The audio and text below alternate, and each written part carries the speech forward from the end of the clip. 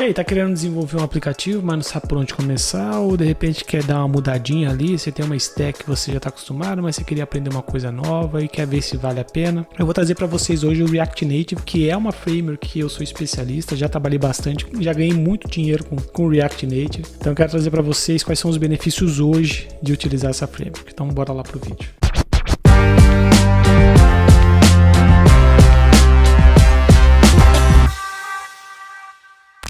Muito bem, vamos falar a respeito desse carinha aqui que eu gosto bastante, né? O React Native é uma bela de uma framework para você iniciar o seu desenvolvimento, principalmente agora que a gente tem uma concorrência de outras frameworks multiplataforma que desenvolve para todas as plataformas, e aí hoje você tem um React Native muito mais parrudo, né? Ele está bem mais maduro para poder fazer aplicações, né? Ele já era bastante, mas hoje ele está muito melhor, está muito mais à frente, né? E aí eu queria trazer para vocês como fazer isso e o porquê fazer isso, por que usar o React Native. Então deixa eu dividir a tela. Estou aqui na tela da documentação do React Native. Então a gente tem aqui que ele é multiplataforma, ou seja, você consegue desenvolver para Mac, para Windows, para Android, para iOS e para os principais browsers, tá? Tem muita gente que fala comigo, porque eu gosto mais do Flutter, porque o Flutter é multiplataforma e o React Native não é. Pois é, ele é. Tá? Então você consegue fazer desenvolvimento para todas as plataformas, tá bom? Uma outra coisa importante do React Native, você consegue utilizar o React Native com JavaScript, mas principalmente você consegue utilizar o React Native com TypeScript. Então, qual que é interessante aqui? Se você é um desenvolvedor web e está querendo fazer uma aplicação mobile, você vai ter mais facilidade, porque você tem uma linguagem mais inteligível para você, já que você consegue atuar com TypeScript. Então você tem ali uma forma mais simplificada de atuar, porque você tem uma linguagem mais transparente para você, já que você veio de web. Tá? Então você está acostumado ali a usar Node, usar TypeScript, usar Nest.js, que também tem o core React. Você está acostumado a usar React, Nest, enfim. Então você consegue atuar com o React Native de uma forma mais simplificada. A única coisa que vai prejudicar você, de certa forma, no começo, é o uso das tags, porque no React Native a gente precisa utilizar as tags que tem a comunicação para o nativo. Tá? Então, diferentemente da web que você usa lá uma section, um article, uma div, aqui você precisa usar uma view, uma text, né? E assim por diante. Tá? Tem esse ponto que é importante observar. Mas, de qualquer maneira, você também consegue usar estilos. Dentro do React Native, né, do core do React Native, nós temos o JSX, que faz com que você consiga usar os estilos dentro do seu código JavaScript. Tá? Então aí você coloca as tags, a sua lógica JavaScript, o seu estilo, tudo num arquivo só. E aí você consegue dividir por componentes, que é essencial para você construir uma aplicação escalável. Tá bom? Então aqui você tem uma prévia de como funciona. Você pode criar um componente escrito chamado home screen. Esse aqui você cria, utilizado por você. E aí aqui dentro você coloca um return. Dentro desse return você coloca as suas tags e constrói o seu layout. Tá? E aí seria interessante que você navegasse aqui pela documentação para você entender bem. Vamos aqui para Get Started, que é bem legal. O Get Started tem que abrir. Abriu. E aqui você tem, lógico, inglês, mas você tem ali. Se você não quiser inglês, meu amigo, você vem aqui em cima e traduz, tá? Mas de qualquer maneira, é bem fácil de você entender, não é difícil. É bem tranquilo. Então, Start a New React Native Project with Expo. Aqui ele explica para você como você começar com o Expo. O Expo permite que você consiga desenvolver dentro de um ambiente de desenvolvimento, o que facilita bastante para que você possa testar a sua aplicação, você consiga ter bibliotecas de terceiros mais confiáveis. Então o Expo, ele antigamente não era tão usado, pelo menos eu não usava, eu sempre usava a CLI do React Native, mas o Expo amadureceu muito, inclusive, se eu não me engano, você consegue fazer uma espécie de code push via Expo para que você envie atualizações remotas da sua aplicação sem ter que ficar esperando a aprovação de loja.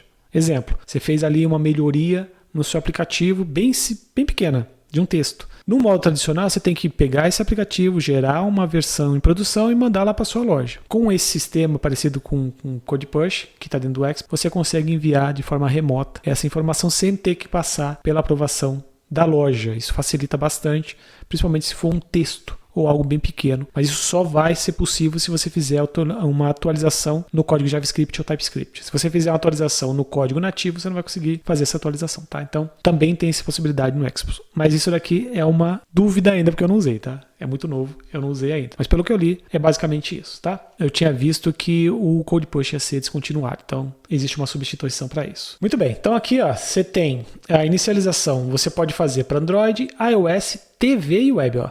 Então tem todas as plataformas aqui, tá? Para quem tinha dúvida, tá aí. Aqui você tem a criação de uma aplicação. Nós vamos fazer a criação de uma aplicação só para vocês verem o core dela, para vocês verem que tudo aqui que eu disse é bem simples. Mas aqui na documentação, o interessante é ó, Setup Your Environment. E aqui ele explica como você pode fazer o setup do seu ambiente, né?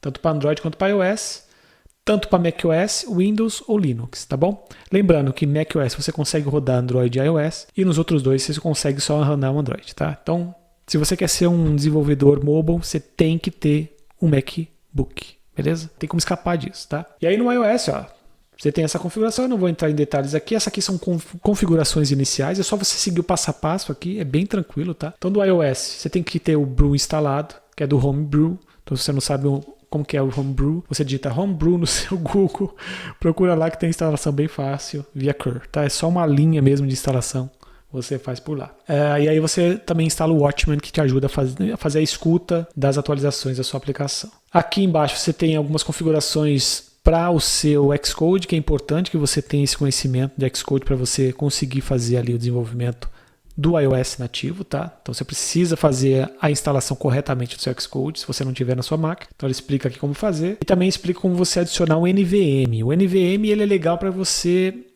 manipular versões do seu Node. Tá? Então você precisa de uma versão mais nova, você não precisa desinstalar uma versão, você usa o NVM para instalar uma versão mais nova e você consegue fazer as duas versões coexistirem dentro da sua máquina, tá bom? Se vocês acharem interessante, a gente faz um vídeo a respeito desse cara também, coloca aí nos comentários, tá? Não esquece de aproveitar e dar uma curtida no vídeo pro YouTube saber que você tá gostando desse vídeo aqui, senão o YouTube vai achar que você não tá gostando, beleza? Boa! E aí seguindo aqui você tem as configurações simples do Android e iOS, e aqui também tem no Android, ó, só para trazer aqui, ó, então Brew Install Cask, é isso, se você tiver um macOS, tá? Brew Install Cask Zulu, para você ter ali o JDK, você precisa do JDK para poder fazer funcionar o seu Android Studio. Mas se você instalar o Android Studio direto, talvez as configurações já venham completamente feitas, então você não precisa se preocupar com isso. É legal só para você ter isso daqui em mente, se caso der algum problema no seu ambiente, se você instalar o Android Studio e não foi suficiente, então você usa esse passo a passo aqui para poder fazer, tá? É bem simples, é só seguir o passo a passo, não tem mistério. Java Home também é importante, se você tá usando o ZSHRC, ou o ZSH, é o terminal ZSH do Mac, você precisa colocar lá nesse arquivo aqui, ó, ZSHRC, é essa linha aqui, ó. Só para você achar onde está o seu Java Home, para você utilizar tanto no seu Android Studio, quanto quando você for fazer um build de Android pelo seu React Native, tá bom? Aí você tem aqui o passo a passo, é bem tranquilo. Se tiverem dúvidas, também vai lá, comentários, fala, eu queria saber a respeito de como fazer as configurações, eu ajudo. Mas é muito fácil, é muito tranquilo. Beleza, seguindo aqui todos os passos, você vai ter a configuração do seu ambiente, tá? Nada além disso, é bem simples. E aí você tem outras coisas aqui que são interessantes, né? Então, o workflow, ele mostra como você roda num dispositivo, né? Uma DB para você ver se tem os devices no Android. Como você roda no Android, enfim, você tem aqui os comandos para você rodar a aplicação, tá? Se caso na aplicação você não conseguir entender, tá? Se você criar uma aplicação com JavaScript não TypeScript, então você vai ter aqui, ó, Using TypeScript, também te explica como você adicionar o TypeScript na sua aplicação, tá? Aqui, ó, esse comando aqui seria o comando mais interessante para você usar o TypeScript, é exatamente esse que a gente vai usar agora. Então vamos aqui abrir o terminal, e aí aqui, ó, eu vou só navegar para minha pasta Develop, para ficar mais fácil, e aí aqui eu copio e colo lá, né? Então você vai colocar o npx create expo, que você vai usar o expo para poder fazer o desenvolvimento. Eu aconselho hoje a usar o expo e não o CLI, tá bom? Inclusive não tem mais uma explicação mais clara ali, mais implícita de como usar o CLI. Antigamente você achava mais fácil, hoje você vê na documentação e já te manda diretamente para o expo, tá? Porque faz muito sentido hoje. E o template é para você usar o template. A gente vai ver aqui que ele vai mostrar as opções. Bora fazer esse cara. Vocês vão ver que ele vai começar a fazer algumas perguntas para a gente começar a fazer a criação dessa aplicação, né? Então ali ele ele pergunta se eu vou usar ou quero instalar, na verdade, o Create Expo App 3.2.0. Eu vou dizer que sim, quero. Ele quer saber se eu quero um template, qual tipo de template que eu quero. Se é default, se é blank com TypeScript, se é navigation, né? Com TypeScript. A gente vai usar esse cara porque ele já tem o Expo Navigation, que é o que a gente precisa, tá? Você pode colocar aqui uma das configurações que você quiser. Se você quiser um aplicativo em branco, você comece com JavaScript, enfim. Tem a opção aí, você faz como você quiser. Vou colocar aqui um teste RN. Vou colocar minúsculo, né? RN. O nome do app é esse.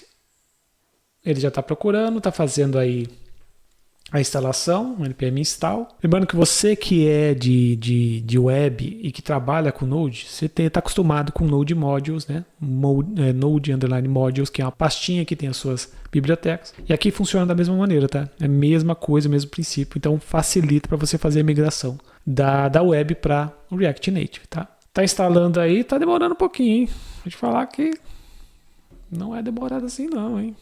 Olha lá, antigamente era mais rápido. Vamos ver. Tá trazendo aí bastante coisa.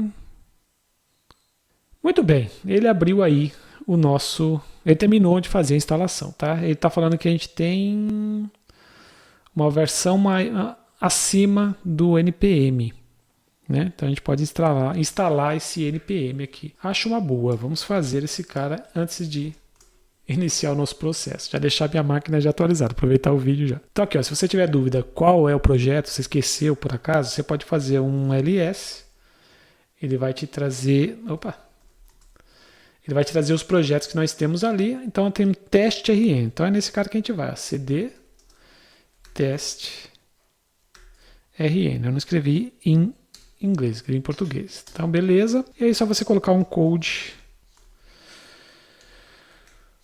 ponto, e aí ele abre aqui pra gente, tá? Eu vou aumentar aqui bastante pra gente poder enxergar bem, deixa eu ver como que tá isso aqui pra vocês, e aí a gente vai poder entender como funciona.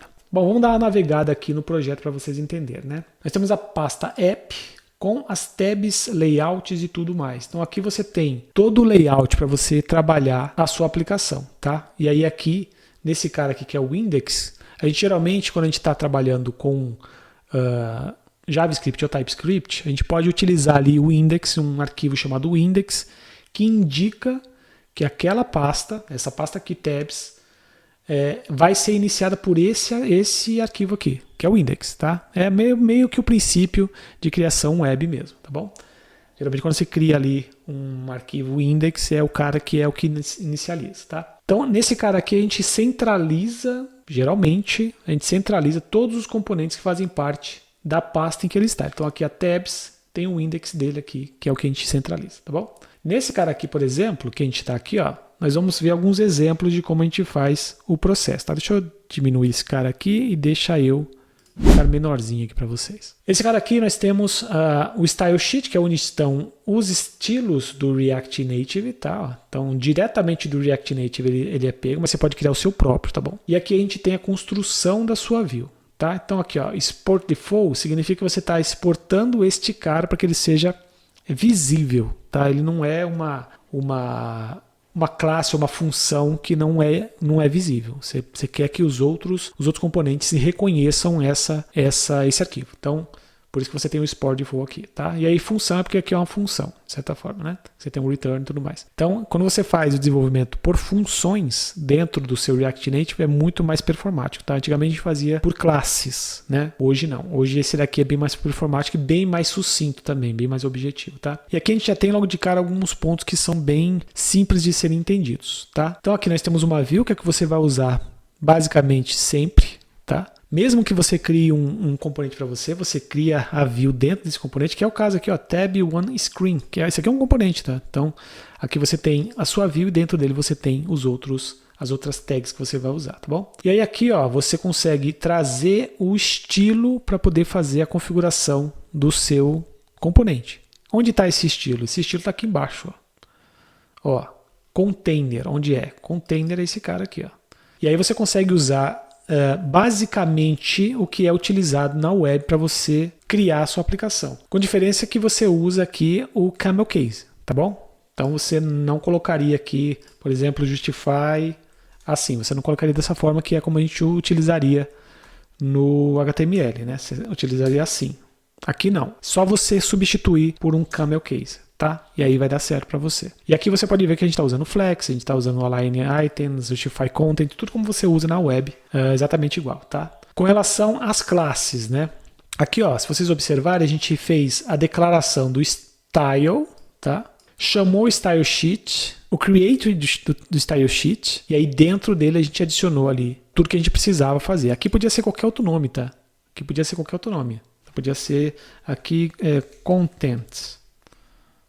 Sempre minúsculo, tá? Nunca maiúsculo. Escrevi por osmose. E aqui, ó, tá vendo que ele deu erro? Se você colocar esse cara aqui, ele vai funcionar. Tá bom? Então, aqui você coloca o que você quiser, tá? A gente tem um padrão para isso. Então, o que é um container? Se você pensar num container físico, ele coloca coisas dentro. Então, a gente está colocando coisas dentro dessa view. Então, aqui, se a gente voltar, né? Só para a gente deixar do que tá, porque aí esse aqui é um padrão, tá? Se é um container, é um padrão. A gente observa aqui que a gente tem dentro do nosso arquivo TSX, ou seja, do nosso TypeScript, tudo. A gente tem o layout, a gente tem o estilo, e a gente pode colocar aqui em cima um useEffect, por exemplo. useEffect. E aqui dentro a gente pode colocar a função que vai inicializar ali esse useEffect. Tá? E aqui dentro a gente colocaria um inicializador. Tá? Aqui parâmetros que a gente quer que ele observe, que ele verifique que está dentro do useEffect. Não necessariamente você precisa colocar alguma coisa aqui. E aqui dentro você coloca algum inicializador, como por exemplo um console.log tab one screen. Pronto. O que vai acontecer? Sempre que eu começar esse componente, ele já vai me dar um console log, tá? Para vocês entenderem como funciona. Muito bem. Esse cara aqui é um início para você entender. Aqui nós temos os assets, onde você põe fontes, bem parecido com web também. E imagens, onde você coloca as imagens, também parecido com web, tá? E aí você faz a declaração onde você precisa. A gente divide por components, tá? Então aqui a gente tem alguns components que a gente vai ver ao longo do processo. Eu vou rodar aqui a aplicação para vocês verem. Então aqui tem uns itens que você pode usar, pode criar os seus componentes e colocá-los aqui dentro, tá bom? Então eu quero um componente de input. Você pode colocar o componente aqui dentro. Muitas das vezes a gente usa dentro do próprio componente Py. Então, supondo, eu tenho um componente chamado home screen. Dentro dessa home screen tem um componente que eu uso só nele, né? Aí eu crio uma pasta components dentro da pasta onde esse home screen está, para que esse componente que eu criei seja usado só para essa home screen, tá? Esse é um conceito para que você não tenha vários componentes espalhados pela aplicação. Às vezes você precisa de uma coisa direcionada, então você coloca lá. Agora, se for um componente usado por toda a aplicação, ou seja, um input, por exemplo, um botão, aí você coloca aqui nessa pasta que está aqui embaixo. Ó. Uma pasta parecida com essa. Pode ser components, pode ser modules, pode ser um outro nome, tá? Components é um padrão, tá bom? Constantes. Geralmente, quando você precisa de alguma constante para que defina itens dentro da sua aplicação. Isso é um outro conceito que não faz parte do React Native, isso é conceito de desenvolvimento. Mas aqui uma coisa bastante importante, Node Modules. Tá? Esse cara aqui é onde estão todas as bibliotecas que você utiliza dentro do seu projeto. Tá? Então se a gente for aqui em package.json, a gente vai ver exatamente os itens ou as libs que a gente tem guardado dentro desse Node Module. Então aqui, se você está acostumado com o web, onde você cria ali, você instala tudo dentro da sua aplicação com um npmi, é uma coisa aqui. npmi, você faz instalar tudo e você consegue fazer com que a aplicação tenha os itens adicionados e você pode começar a utilizar a aplicação, tá bom? Para instalar npmi e aplicar a lib que você precisa. Tá? Para remover npm uninstall, para você remover o que você precisa. Enfim, você usa o npm para tudo. Pode usar o yarn, pode usar o ban, pode usar esses caras, tá bom? Boa, aqui você tem duas coisas importantes, que é o dependencies, que são as libs que você usa em produção, ou seja, o aplicativo que você disponibilizar, essas libs as que vão ficar vigentes. E você também tem o dev dependencies, que você pode adicionar algumas bibliotecas que você só usa em desenvolvimento, tá? Por padrão, ele já vem com alguns comandos, tá? Nós temos o start, que é o startx, porque ele abre o nosso bundle, e tem aqui o iOS, que é para poder iniciar dentro de um de um simulador iOS. Então, aí você pode alterar o que você quiser aqui, recriar aqui todos os itens para você ver como ele funciona e etc. Então, ele está muito mais rápido, então ele não tem mais a bridge que fazia ali a comunicação com os nativos, então você faz uma comunicação direta, então você deixa a aplicação bem mais rápida, bem mais robusta, e você pode desenvolver o que você desejar, principalmente hoje que a gente tem